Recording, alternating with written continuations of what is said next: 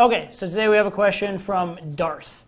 And he says, evil name, how do you deal with someone who you approach and ask for her number, but when trying to set the date out, she keeps saying, I'm sorry, I'm very busy. When you ask what's your schedule like next week, she says, my schedule's uncertain. How do you escalate to the date? Do you keep persisting, or what's the next step? I'm going to take this from the end. Do you keep persisting? Yeah, because why not? Okay, why not? As long as you have the number on your phone, as long as you haven't gotten an overt no, why wouldn't you keep persisting? The real question is, how do you keep persisting? What is the way that you can keep persisting and not be needy? And also, how can you make the transition from conversation to date more efficient? And these are really good questions, because these are probably some of the biggest things I see guys do or get wrong over and over again in texting.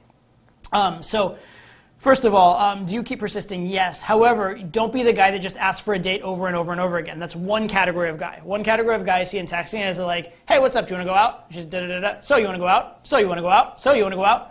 And just very repetitive, very obvious. The girl knows she can have you. And to be fair, it's needy and it comes off like it has an agenda. Okay? What you want to do is you want to mix in some normal conversation along with do you want to go out. Secondly, what you want to do, and this is maybe one of the biggest things you can learn in text game, is called the soft close. Okay? Rather than just go from 0 to do you want to go out, there should be kind of a gradual ramping up towards the date. So for example, for me, a lot of times I do like a 3-question close. It's something like, are you feeling adventurous, or are you adventurous? And she says yes to that. And then I say, what's your view on this sort of activity that's maybe an adventurous activity or maybe something we might do on a date? She responds positively to that.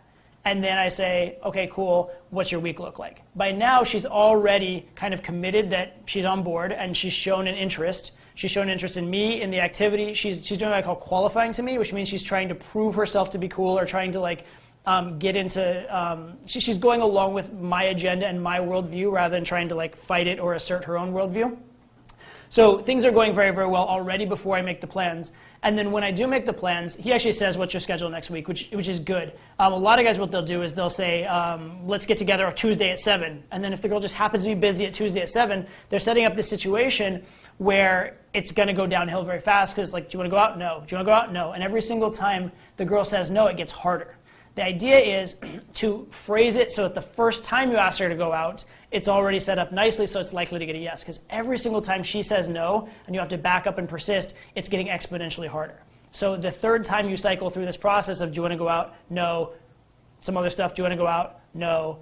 It just gets harder and harder, right? So really work to set the frame and set the situation right the first time. And how do you do that? Again, by building up to it gradually, not being boring, boring, boring, suddenly date, and then through doing that soft close. A sequence of questions to the close rather than just out of nowhere, let's go on a date, 7 o'clock Tuesday.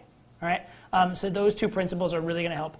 When you do get a rejection, the key thing is not to ask again. Take some time, get the conversation good again, recreate the banter, and only once things are going well again, ask again. The other thing you can do, if you are getting a lot of flakiness, I know this is like blasphemy in 2018.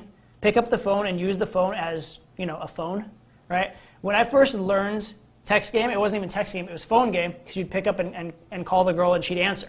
Nowadays, girls don't answer their phone as much, but if you can get her on the phone, you're going to have a much better probability of setting the date, and also, she's much less likely to flake after you set the date. So a couple good things for that are if you've been texting back and forth, pick up the phone right then and there. And just get her on the phone because you know she just texted you, right? The other one is if she texts you something that like is really complicated or really convoluted, like it's like a compound question. I'm doing this. What's this? It would be like a long text back. In that case, sometimes just pick up the phone. And because it's a situation where picking up the phone made sense, even if she doesn't pick up, you haven't really lost much in terms of social capital, all right? But yeah, if you can actually get them on the phone, or better yet, FaceTime or Skype, if you can get a face-to-face conversation, those are way better than texting is. So if you have been watching this channel and you want to get your question answered, well, ask it below because that's where I'm getting the questions from. So if you want to be featured on this channel, if you have a question, something that's burning, you're like, I need Todd's opinion on this, ask it below. Even if you're just curious, ask below.